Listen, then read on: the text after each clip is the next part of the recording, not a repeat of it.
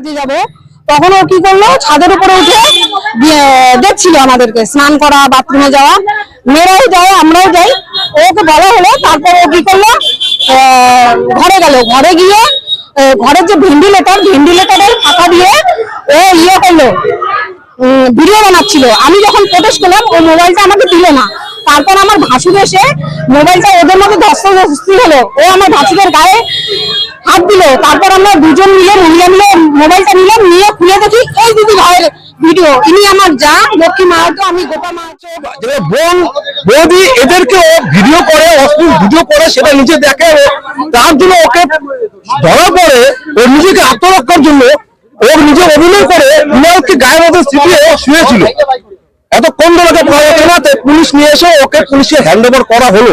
এখনো কোনো কিছু আমরা প্রিপারেশন নেই, কিন্তু ও সুস্থ হয়ে আসলে ওকে আমরা পুলিশ প্রশাসন যাই করুক না কেন, আমরা পাড়ার থেকে ওর বিচার করুক।